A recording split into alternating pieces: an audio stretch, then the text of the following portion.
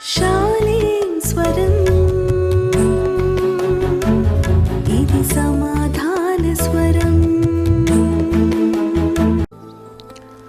దేవుని ఘనమైన నామానికి మహిమ కలుగునుగాక.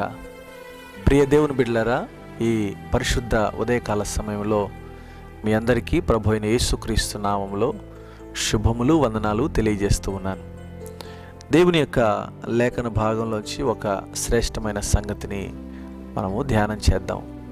మలాకి గ్రంథం 4వ అధ్యాయం 2వ వచనం మొదటి భాగం చదువుతున్నాను.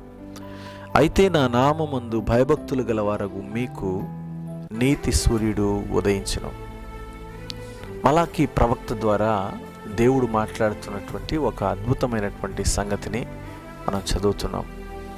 నా నామమందు భయభక్తులు గలవారగు మీకు నీతి సూర్యుడు ఉదయిస్తాడన్నాడు. నీతి సూర్యుడు మన జీవితాల్లోకి అనుగ్రహించబడతాడు అని. ప్రియులారా, సూర్యుడు ఉదయించినప్పుడు జరిగేటువంటి పని ఏంటంటే, చీకటి తెరలన్నీ కూడా తొలగించబడి వెలుగుమయం చేత లోకము నింపబడింది.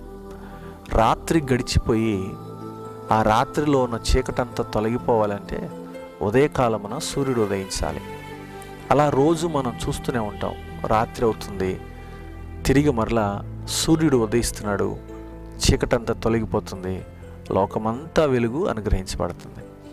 ఈరోజు ప్రియులారా, మన వ్యక్తిగత ఆత్మీయ జీవితాల్లో కూడా చీకటి తెరలు తొలగిపోవాలంటే నీతి సూర్యుడు మనకు ఉదయించాలి. నీతి సూర్యుడు ఎవరు అంటే నా ప్రభు అయిన యేసయ్య.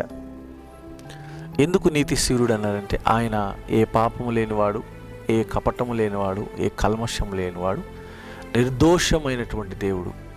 నాలో పాపమున్నదని మీలో ఎవడైనా స్థాపించగలడా అని సవాలు విసిరిన ఏకైక దేవుడు నా ప్రభు అయిన యేసయ్య. ఆయన నీతి సూర్యుడు అని పిలువబడ్డాడు. సూర్యునిలోనే మచ్చ ఉండదు, కాంతి చేత నింపబడినవాడు. అందులో కూడా నీతి సూర్యుడు ఆయన. నీతిమంతుడైన దేవుడు.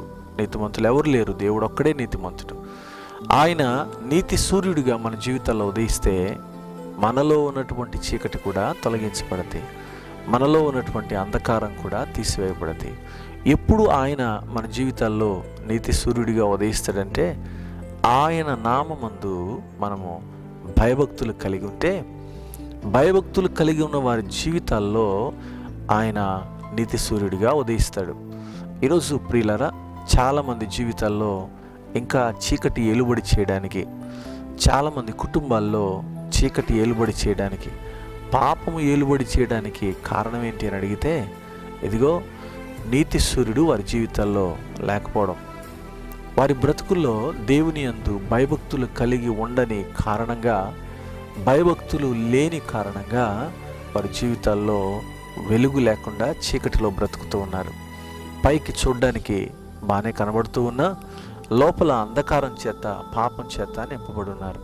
ఈరోజు ప్రభు నీతో నాతో మాట్లాడుతున్న ఒక అద్భుతమైన సంగతి ఏంటంటే, ఆయన యందు గనుక భయభక్తులు కలిగి మనం జీవిస్తే, ఆయన యందు మనము భయభక్తులు నిలిపి ఉంచితే, ఆయన యందు మనం ముందుకు సాగిపోతే, ఆ నీతి సూర్యుడైన యేసయ్య మన జీవితాల్లోకి వస్తాడు.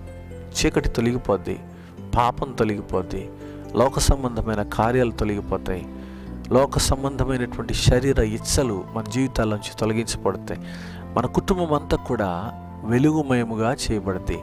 నీతి సూర్యుడు ఎప్పుడు మన బ్రతుకుల్లో ఉంటాడో ఆయన వెలుగు మన హృదయాల్లో ఉంటుంది కనుక పాపమునకు చోటు ఇక ఏమాత్రము కూడా ఉండదు. ఎప్పుడైతే ఆయన యందు భయభక్తులు కలిగి ఉంటామో, నీతి సూర్యుడైన దేవుడు మన జీవితాలకు ఉదయిస్తాడు కనుక మనము నిశ్చయముగా దేవుని ఆశీర్వాదాల చేత నింపబడతాం. ప్రభువే మనకు దీపముగాను, ప్రభువే మనకు వెలుగుగాను, ప్రభువే మనకు అద్భుతమైనటువంటి దీవెన అనుగ్రహించేవాడుగాను ఉంటాడు. మాదిరిగాను, తండ్రిగాను, తల్లిగాను, కాపరిగాను మన కొరకు నిలబడి ఉంటాడు. ఈరోజు ప్రతి కుటుంబంలో, ప్రతి హృదయంలో నీతి సూర్యుడైన నా ప్రభు ఉదయించునుగాక. మన బ్రతుకుల్లో నీతి సూర్యుడు ఉదయించునుగాక. మనం దేవుని యందు భయభక్తులు కలిగి ఉండి నీతి సూర్యుడైన ప్రభువును కలిగి ముందుకు సాగిపోదాం. దేవుడి మాటలు దీవించునుగాక. ఆమెన్. ప్రార్థన చేస్తాను. ప్రేమగల తండ్రి, నీ యందు భయభక్తులు కలిగిన వారి జీవితాల్లో నీతి సూర్యుడిగా ఉదయించే దేవుడవు. నీవే మా బ్రతుకుల్లో వెలుగుగా ఉండి పాపాంధకారములో నుంచి మమ్మల్ని విడిపించి నడిపించమని యేసు నామమున అడిగి వేడుకొని పొందియున్నాము తండ్రి. ఆమెన్.